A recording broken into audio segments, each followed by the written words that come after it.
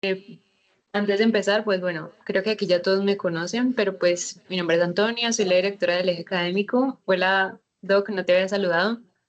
Pues quería darle las gracias a los que se sacaron un tiempito de hoy, pues para darse la oportunidad de discutir este tema que yo considero que está cogiendo un poquito de fuerza en nuestro medio. Entonces, Majo, si quieres, empieza de una vez y ya los que pues se vayan a conectar, que se vayan conectando mientras tanto. Listo.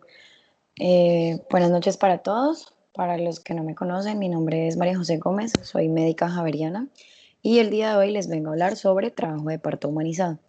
Antes de empezar, quiero darle las gracias al doctor Gerson Penagos, quien fue mi tutor para la preparación de este tema tan importante.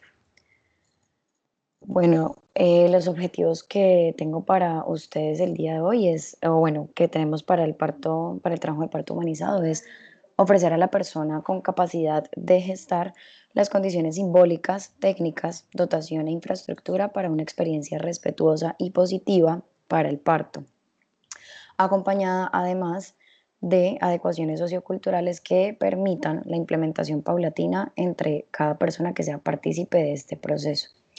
Estas acciones repercuten positivamente en la autonomía reproductiva, el reconocimiento de la identidad étnica, el fortalecimiento de la confianza con los centros de atención de salud, para aumentar los partos institucionales y reducir la mortalidad materna evitable. Además, pues en contextos no étnicos, alentar al empleo de manejo del dolor no farmacológico, a elegir la posición del parto y el acompañamiento en el parto por familiar, partera o dula, podría pues tener una repercusión en una experiencia respetuosa y positiva de la mujer para reducir las intervenciones médicas innecesarias, como por ejemplo la cesárea. Denme un momento, por favor.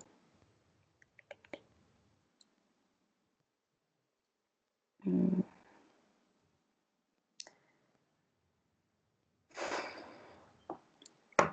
Y listo. Ahí están viendo, ¿verdad? Sí, ahí se ve. Listo. Bueno, lo que quiero que se lleven en esta conferencia es un poco de la definición. Hablaremos también de la violencia obstétrica y cómo esta impacta en el trabajo de parto humanizado. También hablaremos sobre los lineamientos normativos con los que contamos en nuestro país, cuáles son culturales, cómo se ve esto en la práctica y finalmente los mensajes para llevar a casa. Bueno, ¿en qué consiste el parto humanizado? Pues de acuerdo con la Conferencia de Humanización y Cuidado Humanizada llevada a cabo en el 2001, la humanización es un proceso de comunicación y de cuidado entre las personas que conducen a la autotransformación y a la comprensión del espíritu fundamental de la vida y un sentido de compasión y unidad, tanto con el universo, el espíritu y la naturaleza, como con otras personas en la familia, la comunidad del país y la sociedad global. Quiero que sepan pues que la humanización del parto está basada en 7 necesidades: en vencer el miedo al parto, en proveer atención eficaz con prácticas basadas en evidencia, en crear espacios alternativos de nacimiento, en transformar la atención de la gestante, en permitir el trabajo en equipo entre diferentes profesionales, incorporar y mejorar las relaciones entre las mujeres y mantener la continuidad del cuidado, reconociendo pues que los cambios pueden realizarse de una manera gradual. Es importante conocer un poco sobre violencia obstétrica. Por eso, pues hay que entender que la violencia obstétrica son aquellos actos físicos o verbales que se ejercen sobre una mujer gestante que reprimen los derechos humanos de las mismas. También es importante que sepan que la violencia obstétrica no solamente es ejercida por el obstetra, como muchas personas creen, sino que también es ejercida por el resto del personal de la salud, viéndose involucrado enfermeros jefes, auxiliares de enfermería, médicos generales e incluso personal practicante.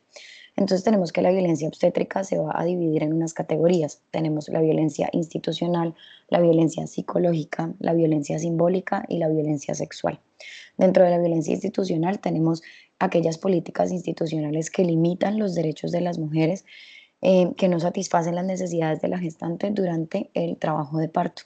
Tenemos que la violencia psicológica incluye pues la omisión del derecho a la información y a la autonomía en la toma de decisiones de la gestante y su familia en el proceso del parto. la violencia simbólica como la naturalización de la violencia en los procesos de atención, tanto del embarazo como del parto. Y la violencia sexual, pues es el dolo en el acto médico. Quise traer unos testimonios para que conozcan un poco lo que se ve en algunos hospitales de nuestro país. Abro comillas. Me realizaron muchos tactos el sábado y el domingo. Me sentía incómoda. A cada rato tactos del médico y un pasante. El médico sacaba la mano y luego hacía el tacto el pasante. Y mire, es así, vea, es así, aquí está. La verdad, muy incómodo. Cierro comillas. Este es otro testimonio de otra paciente. Yo pensé que iba a dejar al papá de mi bebé o a mi hermana, pero no me dejaron, es decir, el personal de salud, ni tener un teléfono ni nada, y no dejaron pasar a mi mamá que estaba en la sala de espera y yo sola. Yo dije que si uno se ponía en forma de cuatro, el dolor es menos y el bebé puede nacer fácil, pero no, eso fue solamente acostada y eso no me dejaron elegir. Y el último testimonio. ¿Y uno irse a quejar? No. Si eso, la que se queja la empieza a regañar.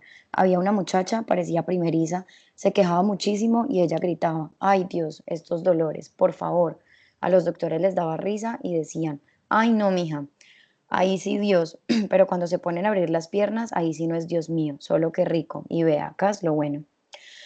Bueno, traje esto y quiero que lo conozcan porque quiero que se lleven que no podemos intentar tapar el sol con un dedo y que aunque es una realidad que aunque es una realidad que nosotros vivimos en nuestro país, pues está en nosotros transformar nuestra manera de atender a todos nuestros pacientes, en especial pues a las mujeres gestantes. Para continuar con esta conferencia, quiero que sepan que en nuestro país manejamos unos lineamientos normativos que amparan al paciente y por ende nos amparan a nosotros.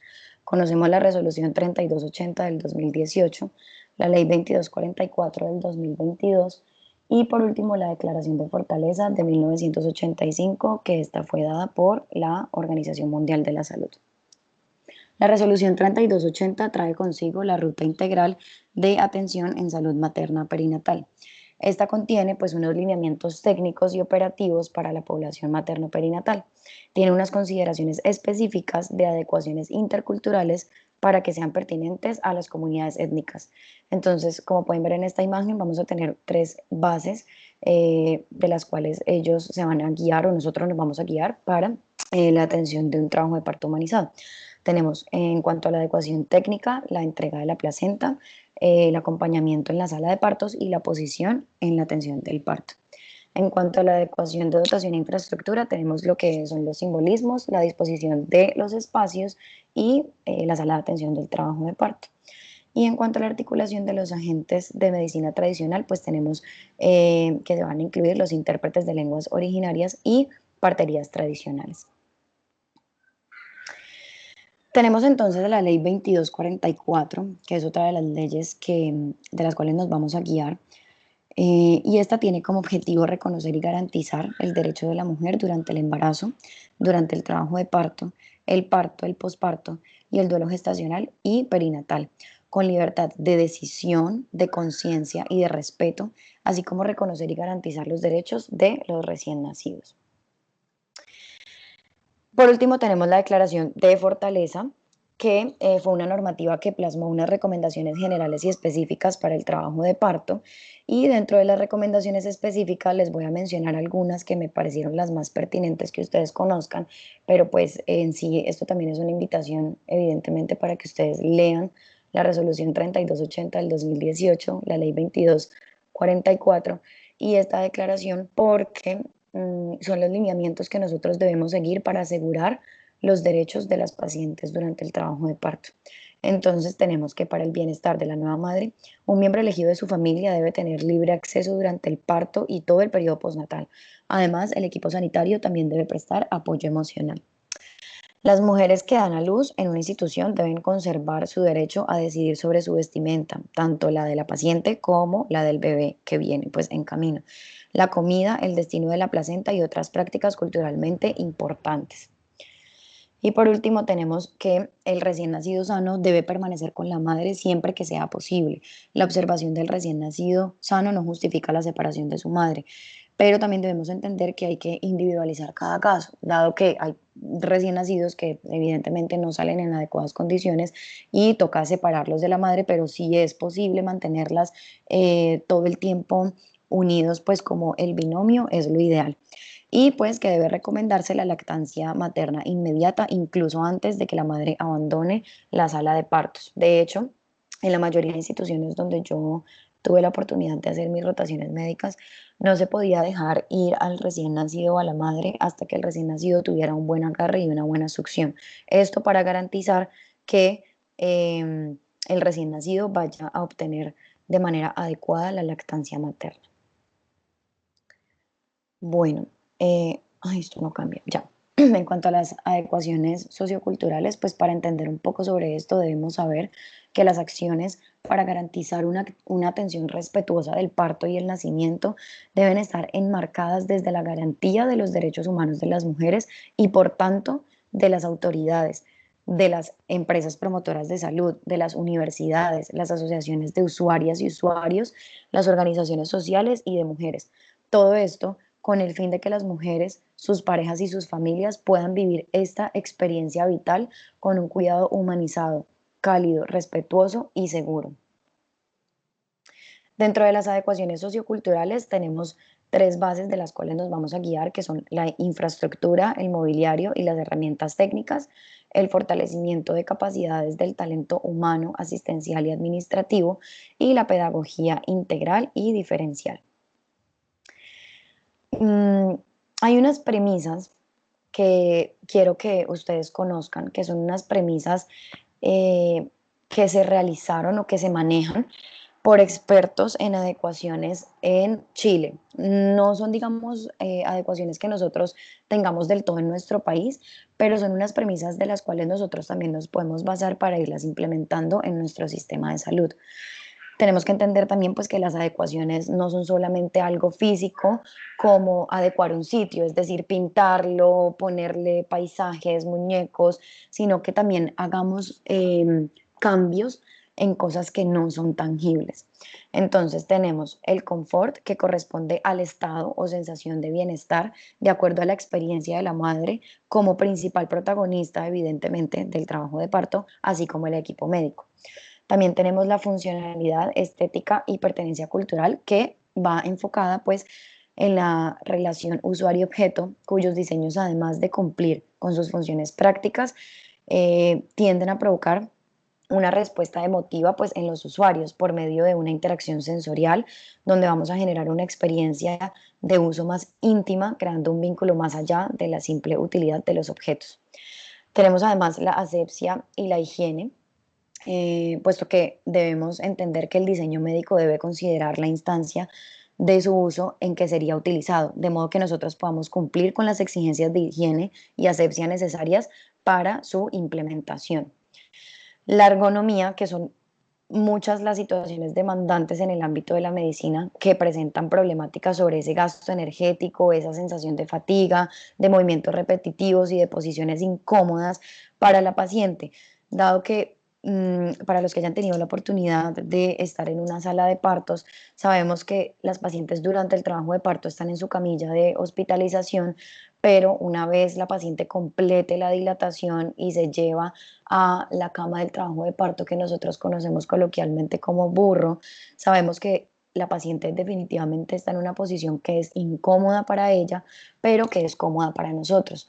Entonces, la ergonomía lo que busca es tener una igualdad de condiciones de comodidad, es decir, que la paciente esté cómoda, pero que también el personal médico pueda sentirse en una posición cómoda y que sea útil para atender el parto. La regulación y la legislación, pues para poder regular los productos médicos existen unas leyes asociadas a cada país, las cuales los distintos patrones, de modo tal que podamos establecer qué exigencias corresponden a pues cada tipo de herramienta que nosotros vayamos a utilizar. Y la costo efectividad, pues esto lo que nos va a permitir es alcanzar una reducción sustancial de los costos mediante una reducción de las intervenciones innecesarias que muchas veces se hacen durante el trabajo de parto y el parto. Tenemos que la definición de los estándares de atención aceptados a la cultura y el contexto que se podrán mejorar paulatinamente en el conjunto de las organizaciones de cada población, van a incluir cierto tipo de personal. Entonces, aparte del personal médico que va a estar involucrado, pues vamos a tener las autoridades y las líderes y lideresas que hagan parte de la comunidad de la paciente. Entonces tenemos, ya entrando pues como a las adecuaciones físicas, la silla de parto vertical, que como pueden ver en las imágenes, es una silla que va a permitir un ambiente propicio para que facilite el proceso y los movimientos involucrados en el parto. Las dos imágenes respectivamente son, una es en Chile, de lo que se hace, lo que se ha venido haciendo en Chile desde hace muchos años, y en España. Tenemos la otra silla, que es la silla multipropósito, que ya la tenemos en nuestro país. La tenemos, esta es una imagen sacada de Uribía, que queda en La Guajira, y del Perú, que también permite esa facilidad para la mujer de estar en una posición cómoda que le permita mantener su trabajo de parto, digamos, en la comodidad que ella prefiera, y que si ustedes ven, pues ahí está el personal médico y se parece más o menos a lo que nosotros tenemos en cuanto a posición en el burro. Tenemos también los suspensores de techo. Los suspensores de techo eh, son unos textiles colgantes que se conocen como fulares de parto, que lo que van a hacer es permitir transformar donde la mujer cansa a medida parte del esfuerzo realizado por la paciente, tomándose pues como un apoyo útil para los procesos fisiológicos que ella vive. La imagen de la izquierda es una imagen sacada de un centro de salud de Chile y la otra es de La Guajira. Tenemos entonces esta otra cama que permite hacer adecuaciones en diferentes posiciones para la materna, donde ella puede estar semisentada, cuadrúpeda, en lateral o en cuclillas. Tenemos también el apoyo del balón kinésico, que lo que va a permitir es aumentar la movilidad de la pelvis, facilitando el proceso fisiológico del parto natural. En cuanto a las herramientas técnicas, tenemos varias herramientas técnicas que quería resaltar con ustedes, y es la señalización institucional y el servicio de intérpretes. Si bien es cierto, esto se ve más en las zonas rurales que en las zonas urbanas, desafortunadamente no conozco algún hospital por el que yo haya estado donde tengamos servicio de intérpretes. De hecho, hago un paréntesis para contarles una experiencia personal que tuve en uno de mis sitios de región, donde en el servicio de urgencias llega un paciente como de más o menos unos 7 años con su tío, y pertenecían a una comunidad indígena donde ellos hablaban su propia lengua, y para nosotros fue súper difícil tener una comunicación donde ellos entendieran lo que nosotros queríamos decirles y donde nosotros entendiéramos lo que ellos nos querían decir. Entonces es algo que sí eh, se solicita para facilitar que haya una adecuada comunicación entre paciente y personal de la salud, y asimismo involucrar esto pues también en el trabajo de parto humanizado. Tenemos también los protocolos de parto en posición vertical o de preferencia de la gestante, el manual de entrega de la placenta y corte de cordón umbilical, y las comidas adecuadas desde su cosmovisión de cada grupo étnico. Les quería presentar aquí las adecuaciones que se han realizado en la S de una de las comunidades indígenas pertenecientes a Toribío, Cauca, donde ellas tienen un plan de parto específico que, si ustedes ven aquí en esta imagen, no sé si alcancen a leer bien, eh, pero si no, igual se los voy a ir comentando aquí de a poquito. Esto tiene 10 numerales, 11 numerales, cada uno con un apartado específico. Entonces tenemos que el primero va a ser la atención del parto, si la materna decide que sea un parto institucional o un parto domiciliario, si la paciente desea manejo del dolor, y si este manejo del dolor va a ser farmacológico o no farmacológico.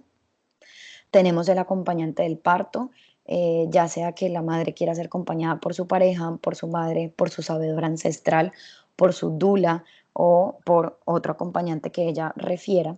La intimidad de la paciente, las posiciones en las que ella quisiera que fuera atendido su trabajo de parto, bien sea acostada, sentada, de cuclillas o en cuatro apoyos. También tenemos el corte del cordón umbilical, quién va a realizar el corte, que eso también lo decide la materna, que sería, podría ser pues la pareja, el esposo, el médico, el enfermero, el sabedor ancestral u otra persona. La disposición de la placenta en caso tal de que ella quiera llevársela para su casa o que se quede pues en el hospital. Ojo, porque hay algo importante y es que hay placentas que deben ser estudiadas dependiendo de la condición en la que haya nacido el recién nacido o cómo haya sido desencadenado el trabajo de parto.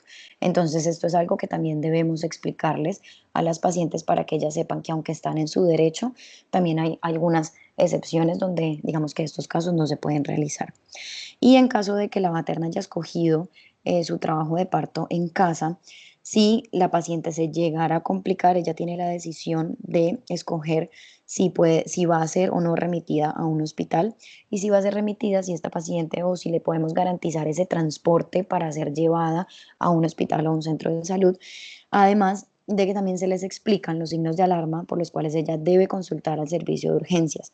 Abro también otro paréntesis para hacerles una sugerencia de algo que he visto y también a veces uno lo comete en su ámbito de trabajo médico y es hablarles a las pacientes con nuestro lenguaje médico. Esta cartilla tiene algo en especial y es algo que también podemos implementar nosotros desde nuestra práctica y es hablarle a las pacientes en su lenguaje coloquial, en el lenguaje en el que ellas entiendan. Mamá, por favor, consulte urgencias si usted siente dolor de cabeza, si tiene visión borrosa, si ve estrellitas, si ve lucecitas, si escucha pitos en los oídos, etcétera, para que ella sea capaz de identificarlos y recurrir a tiempo en caso tal de que presente pues esta sintomatología. En caso de complicación en la institución, pueden aceptar remisiones a hospitales fuera del territorio, es decir, hospitales que tengan mayor complejidad y que sean acompañadas por un, valga la redundancia, por un acompañante. La planificación familiar y la lactancia materna. Eh, Estas son unas imágenes sacadas pues de esta implementación que se ha llevado a cabo en la S de Toribío, Cauca, donde podemos ver la implementación del FULAR, donde ya está colgada, haciendo su trabajo de parto y el médico, como pueden ver, está atendiendo su trabajo de parto y finalmente pues un parto satisfactorio en la comodidad de una cama, de su acompañante y de la vestimenta pues que ella escogió, porque muchas veces pues en las clínicas las vestimos con la ropa que se ha implementado pues ya técnicamente en los centros de salud. Aquí tenemos otras imágenes para que vayan viendo y esta última. Bueno, pasando ya al fortalecimiento de capacidades de talento humano, asistencial y administrativo, tenemos que el desarrollo de capacidades de talento humano en salud para establecer las relaciones interculturales horizontales y respetuosas debe ir bajo un lineamiento. Entonces quise traerles un apartado de la resolución 3280 del 2018 que nos habla sobre las orientaciones para el despliegue y la implementación, que incluye la educación para la salud, las adecuaciones a los procedimientos y la infraestructura y dotación, que son todas esas eh, herramientas con las que nosotros contamos y que se deben ir implementando paulatinamente en nuestros hospitales para ofrecer un trabajo de parto humanizado. ¿Por qué? Porque esto no es solamente de el deseo de la mamá de tener un trabajo de parto acostada, sentada, de cuclillas, sino que nosotros como personal de salud debemos educarnos para saber cómo se atienden este tipo de trabajos de parto. La resolución 3280 es una resolución que es bastante larga, por eso los invito a que se lean específicamente los apartados que hablan de parto, de trabajo de parto y de puerperio, para que conozcan la ley y cómo debemos aplicarla. Tenemos en la ley 2244 que hace mucho énfasis en el acompañamiento del parto, en el manejo del dolor no farmacológico y farmacológico, el parto en otras posiciones diferentes a las tradicionales, la entrega de la placenta y la alimentación diferencial. En cuanto a la sensibilización institucional, debemos entender que hay que incorporar en los pregrados de medicina y enfermería, así como en los posgrados de obstetricia y ginecología, la implementación de lineamientos del parto respetado y humanizado en los nuevos procesos de formación, así como el fortalecimiento institucional para nosotros comprender los conceptos claves y marcos legales que contemplan los derechos de una persona con capacidad de gestar. Y también resaltar efectivamente el rol que generan el personal de enfermería para impulsar las prácticas respetuosas en la atención del parto y el posparto. Esto es una imagen también sacada de lo que se ha implementado en la S de Toribío, Cauca, de esta comunidad indígena. Es un taller de parto humanizado y atención de parto en diferentes posiciones. Esto es lo que les digo, que tiene relación con la educación que se debe llevar a las diferentes comunidades, no solamente rurales, sino urbanas, para la concientización del trabajo de parto humanizado. Como tercer apartado tenemos la pedagogía integral y diferencial, que nos permite fomentar el parto como una experiencia respetuosa y positiva durante la atención preconcepcional y prenatal, eh, en espacios institucionales y comunitarios para que las familias asistan no solamente preparadas, sino también comprometidas e informadas para este proceso, que si bien es cierto, es un evento en el que la mujer definitivamente está vulnerable, que tiene miedo, que tiene muchas preguntas y que muchas veces nosotros ignoramos esto. Ya como mensajes para llevar a casa, entender que el trabajo de parto eh, es un momento donde la paciente merece todo el respeto y todo el acompañamiento, que debemos tener empatía y compasión, y que esto no solamente implica que debamos saber nuestros conocimientos técnicos que nos enseñan a lo largo de nuestra carrera, sino que debemos saber que esto es un conjunto de adecuaciones socioculturales que van a generar este ambiente propicio y seguro para la paciente, para su familia y para nosotros como personal de la salud. También debemos asegurar un ambiente para un desenlace final apropiado para el trabajo de parto, para el parto y el alumbramiento. Ustedes saben, para los que han tenido la oportunidad de estar en un trabajo de parto, que hay muchas mujeres que creen que el dolor termina una vez nace el bebé, y ustedes saben lo incómodo y lo difícil que es el momento del alumbramiento cuando debemos sacar todos los restos placentarios y todos los restos ovulares que queden. Esto genera dolor y muchas veces ignoramos ese dolor o creemos que la paciente lo está exagerando simplemente porque nosotros no estamos en su lugar. Entonces, nosotros debemos asegurar ese ambiente para la paciente. Y por último, generar una adaptabilidad al ambiente físico mediante cambios estructurales e incorporación de educación a todo el personal de salud, incluyendo los pregrados y los posgrados. ¿Por qué? Porque como les decía al comienzo, la violencia obstétrica no es solamente generada por el obstetra, sino que muchas veces en medio de nuestra ignorancia o en medio de nuestro afán tendemos también a hacer prácticas inadecuadas durante el trabajo de parto. Bueno, eso era todo lo que les quería contar la noche de hoy. No sé si tengan alguna pregunta, si el profe Gerson quiere hacer algún aporte. Gracias, Majo, me gustó mucho la charla. Profe, no sé si estás ahí. Hola, buenas noches. ¿Me escuchan? Sí, profe, te escuchamos. Hola. Sí, profe. No, yo quería sumar dos elementos. Muchas gracias. No sé si esto se pueda subir a alguna plataforma y replicarla porque me pareció maravilloso. Sí, y muchas gracias por la apertura y la sensibilidad tuya, porque esa sensibilidad hace que haya esta conexión con el tema que compartes, que lo agradezco mucho. Yo sumaría dos elementos grandes y es: en Colombia existen 8 experiencias de adecuación sociocultural que aún no están sistematizadas o aún no hacen parte de la medicina de la evidencia. Entonces, si alguno o alguna considera que quisiera escribir sobre esto, pues aquí hay una oportunidad. Y digamos, si están interesados o conocen a una persona, pues puedan escribirme y puedan sumarlo a la medicina de la evidencia. Y lo segundo ya tiene que ver con la necesidad de tener esas competencias. Entonces, el aprender un parto en vertical, el acompañar un parto con otra persona como partera o un familiar, esto es retador y es complicado. Entonces también cómo uno empieza a generar esas preguntas y a cuestionar estos espacios que nos forman para ver si se comienza a articular a las mallas curriculares que nos forman. Y ya, eso es. Y muchas gracias por el tema también. Gracias. Gracias a ti, profe. No sé si alguien más tenga algún comentario.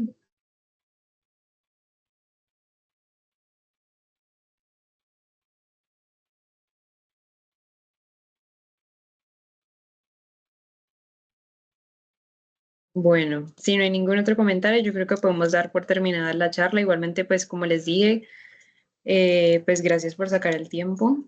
Este tema igualmente se va para largo y pues en cualquier momento pueden leerlo. La bibliografía pues va a quedar en la carpeta que todos tienen acceso y pues si en algún momento tienen alguna pregunta, pues también lo pueden comentar, que igual como les digo, es algo que apenas está pues como cogiendo más fuerza, entonces todavía pues va a dar mucho tiempo para hablar de eso. Entonces, pues bueno, damos por terminada la reunión. Muchas gracias a todos los presentes. Que pasen buena noche. Muchas gracias, Majo. Gracias.